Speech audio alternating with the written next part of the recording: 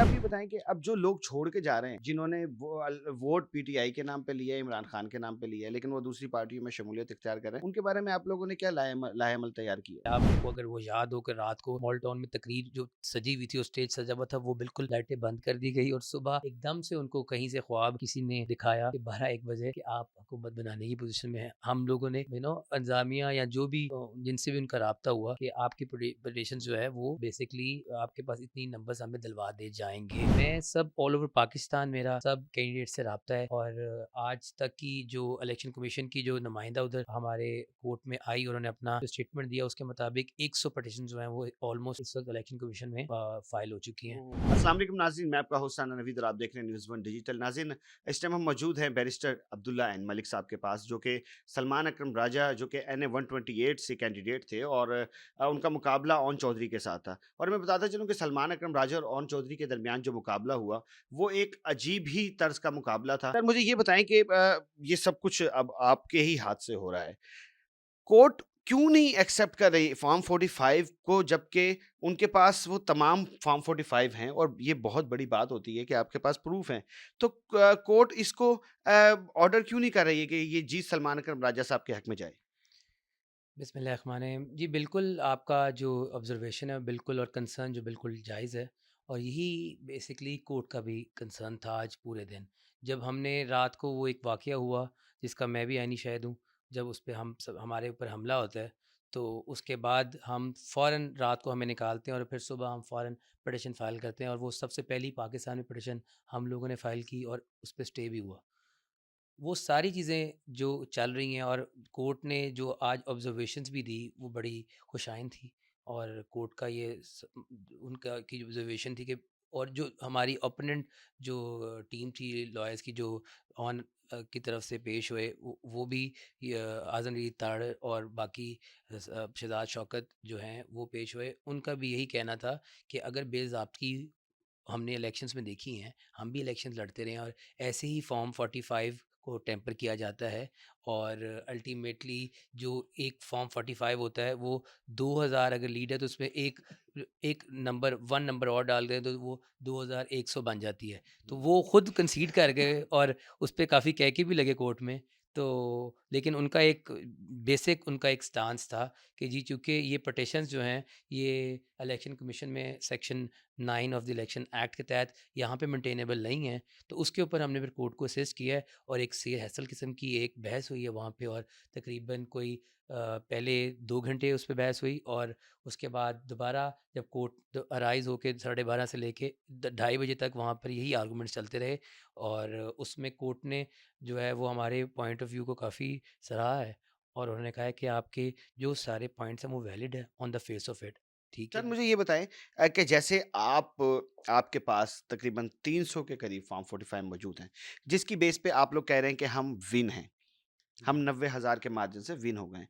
तो ऐसे ही फ़ॉर्म 45 जो हैं वो ओन साहब की तरफ से भी वो अब दिखने में आ रहे हैं कि वो कहते हैं कि ये हमारे पास भी हैं और उन 45 जो फ़ॉर्म 45 के तहत जो है उनकी नज़र में वो विन भी नज़र आ रहे हैं। कोर्ट कैसे फ़ैसला करेगी? कोर्ट को कैसे पता लगेगा कि ये विन कौन है?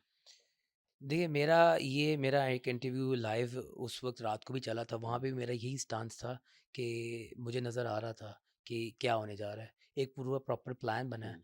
और वो ऑल ओवर पाकिस्तान अगर आप ट्रेंड देखें तो वो सेम ट्रेंड ही जो है ना वो फ़ॉलो हो रहा है जो एनए 128 पे सब हुआ है। जगह पे वही हो रहा है। मोर और लेस वही है और मैं तकरीबन आज हम 20 पिटीशंस में पेश हुए हैं जिसमें से पूरी टीम लीगल में इसमें मैं भी 7-8 पिटीशंस में था। बाकी हमारी लीगल टीम अली ज़फ़र साहब और हम सब पेश मिलकर हुए हैं जो ऑनरेबल जस्टिस बाकी नकवी साहब के पास आ चुके वो बेंच एलोकेटेड बेंच है और उसी में सारी इलेक्शन पिटीशंस हो रही हैं। तो सब में ही मोर और लेस वही ट्रेंड है।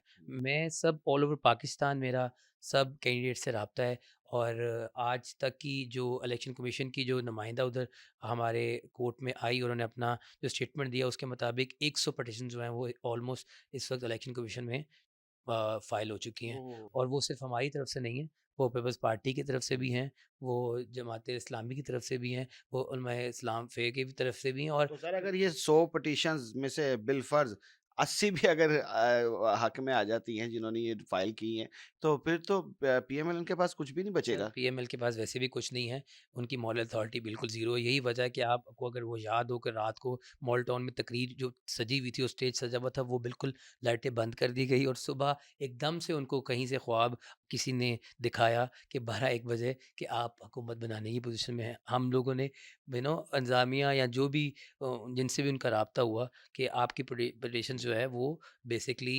आपके पास इतनी नंबर्स हमें दिलवा दे जाएँगे।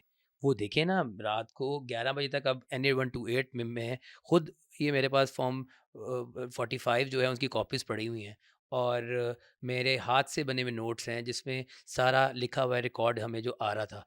ठीक है जी, उसके बाद फ़ौरन से सारा सिस्टम बैठ जाता है। आरटीएस लास्ट टाइम बैठा था, अब ईटीएस बैठ गया और एकदम से रात को के अंधेरे में एक वो डाका डल गया है। हुँ। तो उस डाके को इंशाल्लाह इस बार तो हम जो है ना वो बर्दाश्त नहीं करेगी अवाम। हम तो कुछ नहीं कह रहे, हम तो बड़े पुरअमन तरीके से जो है वो अपना आईनी हक इस्तेमाल कर रहे हैं। बट अवाम जो है वो इस वक्त जो है ना, अवाम बिल्कुल जो है जज्बाती है और वो समझती है कि इमरान खान के साथ ज्यादती हुई है। सर और मुझे ये बताएँ, मैंने जो पूछा था सवाल, कोर्ट किस तरीके से मैनेज करेगी? कोर्ट को कैसे पता लगेगा कि भई ये फॉर्म 45 जो उनके पास हैं ये सही हैं या आप लोगों के पास जो है वो सही है? सर उसका तरीकाकार ये है कि जो मेरे पास फॉर्म 45 है उसका एक कानून में तरीकाकार दिया गया है। वो तरीकाकार क्या है कि आप पोलिंग एजेंट हैं, वो जब एक पोलिंग स्टेशन से जब वो हुँ, फॉर्म लेना है तो वो पोलिंग एजेंट का साइन, सभी हुँ, पोलिंग एजेंट के साइन होंगे हुँ, और रिटर्निंग ऑफिसर के साइन होंगे। हुँ, ठीक है जी, इसी तरह जो हमारे पास 300 फॉर्म्स पड़े हुए हैं उन पे सब पे हुँ, हमारा लॉजिकली जो ऑथेंटिक किस्म के क्योंकि वो तो आरओ के कमरे में हमें वहाँ पर बरामद हुए ना उस वक़्त, हुँ, तो वो तो हमारे पास पड़े हुए हैं। और जो दूसरे अलिजेडली ऑन ऑन जो है वो दिखा रहा है, अपना मीडिया पे लेकर आ रहा है और जो इलेक्शन कमीशन ने अल्टीमेटली फॉर्म 47 उसकी उसकी कंटिन्यूएशन में जारी किया है। आप उनके अगर जाके उसका मुलाहिज़ा करेंगे तो आपको नेकेड आई से पता चलेगा कि कहीं पे जो है वो रिटर्निंग अफ़सर के ऑफ़िसर के साइन नहीं है और कहीं पे जो है वो हमारे एजेंट्स के साइन नहीं है। हुँ। सो वो एक धौंस से जो है। आप लोगों के एजेंट्स जी, के जो हमारे एजेंट्स के। हुँ, देखिए, उनके एजेंट्स के अब बहुत से जगह पे बाकी क उम्मीदवार के साइन भी नहीं हुए हैं। रिटर्निंग हुँ, एजेंट्स के साइन नहीं है। हुँ, लेकिन वो मैनेज चुके किया और वो इतना ब्लेटेंट किस्म का वो एक फ्रॉड है हुआ है, वो हमारे साथ ही नहीं हुआ। मैं आपको ऑल ओवर पाकिस्तान, मैं अपने सिंध के जो नकवी साहब हमारे प्रेज़िडेंट जो हैं, उन्होंने भी यही बात की है कि एमक्यूएम को 4-4 हज़ार कराची में वोट पड़े हैं और हमारी 17-17 हज़ार की लीडें थी हुँ। और एमक्यूएम को 18-15 सीटों पे उन्होंने खड़े किए और 18 सीटें उनको सर मिल गई। ये बड़ी मुज़क्क़ाख़ेज़ बात है। बिल्कुल मेरे लिए भी हैरानगी की बात है, जैसे आपके लिए हैरानगी की बात है और ऑल ओवर पाकिस्तानी जो हैं वो इस वक़्त इतने ज़्यादा जज़्बाती हैं इस बारे में कि हम जो है वो वोट अपना जो है वो इसको चोरी नहीं होने देंगे। सो बात को मैं आगे बढ़ाता जाता हूँ कि आपने कहा कि कई जो बल्कि कई नहीं, उनके पास जो फॉर्म 45 है उसमें आप लोगों के जो एजेंट्स बैठे हुए थे उनके साइन नहीं है। बिल्कुल ऐसा। आप लोगों के पास जो हैं उसमें साइन सबके कंप्लीट हैं, जी, बिल्कुल। उनके एजेंट्स के भी। उनके जैसे मेरे पास ओरिजिनल मैं तो देखो ना, मैं तो क्यों मेरी मेरी ऑथेंटिसिटी मैं बात जो कर रहा हूँ क्योंकि मैं तो रात को मीडिया के सामने आ गया उसी रात को जब हमें ज़बरदस्ती निकाला जाता है तो आप ही के एक दोस्त ने एक लाइव इंटरव्यू के साथ वो मेरा जो है वो चला है और उसमें मेरा यही स्टांस है। देखिए ना वो हम जब 164 का बयान लेते हैं तो वो उसी वक़्त फ़ौरन जो बात होती है वही तो मेरा तो स्टांस की जो है वो कंटिन्यूएशन या उसकी ऑथेंटिसिटी तो ये है कि जो बात मैं उस रात को कर रहा हूँ 8 फरवरी की रात को वही आज मैं आपके साथ 3 दिन बाद भी कर रहा हूँ। सो मेरे पास तो ये सारा रिकॉर्ड पड़ा हुआ है और हमने हर चीज़ जो है वो बना के अब हमने इलेक्शन कमीशन में भी पिटीशन फ़ाइल कर दी है और साथ-साथ हम इस वक़्त वेट कर रहे हैं कि ऑनरेबल जस्टिस नजफ़ी साहब हमारा केस को जो बड़े अच्छे जज हैं और माशाल्लाह बड़ा ज़बरदस्त वो रिलीफ जिसका बनता है वो देते हैं तो इंशाल्लाह हमें कोर्ट से भी बहुत उम्मीद है। सर कोर्ट से उम्मीद तो ज़ाहिर-सी बात है कि हमारी अदालतों से तो उम्मीद सबको है। और बात फिर वही है कि ज़ाहिर है हम जाएँ भी तो फिर जाएँ कहाँ पे? हमें इन लोगों से हमें इंसाफ़ की तवक्को होती है। बट एक बात है कि आपके पास जो ये फॉर्म 45 जो मुझे नज़र आ रहा है नाज़रीन, इनकी कॉपी हमारे हाथ में है। इनके तहत के इसमें सब रिटर्निंग अफ़सरान के, इसके आरओज़ के और ब क्या नाम है पोलिंग जो एजेंट्स। पोलिंग एजेंट्स हैं उनके, प्रिज़ाइडिंग ऑफ़िसर्स के, सबके साइन मौजूद हैं। कि सुनने में तो यही आ रहा है कि जो बनी गाला है उसको सब जेल करार दिया जा रहा है और हो सकता है कि खान साहब को उधर शिफ्ट कर दिया जाए। क्या ये सिर्फ़ ऐसे ही हवा में तीर फेंके जा रहे हैं कि इसमें कुछ सदाकत नज़र आ रही है? देखिए, अभी तक तो कोई एज़ सच कोई चीज़ नहीं है, क्योंकि जितना मैं अपने खान साहब को जानता हूँ, अपने लीडर को जानता हूँ, वो ड्यू प्रोसेस के ऊपर बिलीव करते हैं। जब हम बीबी को भी जब ये उस दिन जब जब स ये जो इद्दत वाले केस में भी सज़ा हुई, बाकी केसों में भी इन्होंने जो है बड़ी गलत किस्म की सज़ाएँ दी, तो बीबी को भी यही एक जो एक इम्प्रेशन देने की कोशिश की कि हमने सज़ा तो दे दी, लेकिन आपको हम बनी-गाला में शिफ्ट करें, ताकि हुँ। एक इम्प्रेशन बने, एक बयानिया बने कि देखें जी, ये रूल ऑफ़ लॉ के साथ नहीं है। सो हमारे जो इमरान खान है, हमारी पार्टी का नाम ही इंसाफ है।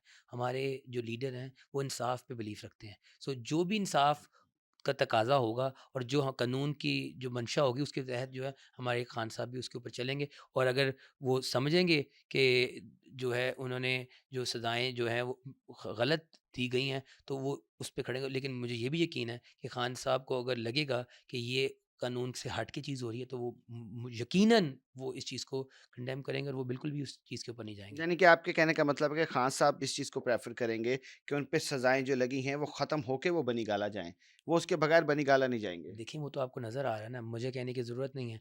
आज तक हिस्ट्री में इतना रिसेंट हिस्ट्री में जो आपके पास 3 जो मेन आपके लीडर्स हैं, वो 3 महीने नहीं निकाल सके।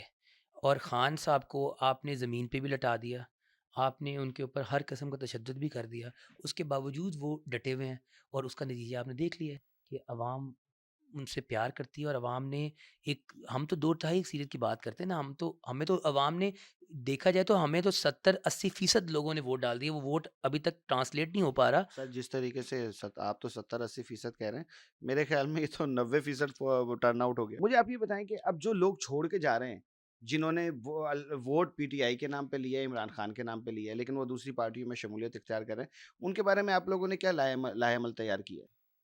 देखिए, वो तो हमारी कानूनी मुशावरत हो रही है। हुँ। उसके ऊपर तो मैं मतलब आपसे अभी डिस्कस करने की पोज़ीशन में नहीं हूँ फ क्लैरिटी के साथ, बिकॉज़ वो पिटीशन एक आ रही है। लेकिन मैं लीगल बात से पहले मैं आपको ये बता दूँ कि जो जिस इंसान ने खान को दगा दिया है, उसका न अंजाम वही हुआ जो जहांगीर तरीन का हुआ है, जो अलीम खान का हुआ है, जो ओन चौधरी का हुआ है, और जो बाकी 20 हलकों में जो लोग पिछले इलेक्शंस में हारे थे, उनको लोगों ने निकलने के लिए अब जगह नहीं मिलती। नाज़रीन गुफ्तगू आपके सामने है और कमेंट सेक्शन भी आपके पास। आप अपनी राय का इज़हार कीजिए और बताइए कि क्या ये फ़ैसले जो चैलेंज किए गए हैं, इनमें कितनी सदाकत है? अपने मेज़बान राना नवीद को इजाज़त दें। इस उम्मीद के साथ कि आप अपना बहुत सारा ख़्याल रखेंगे। अल्लाह हाफ़िज़।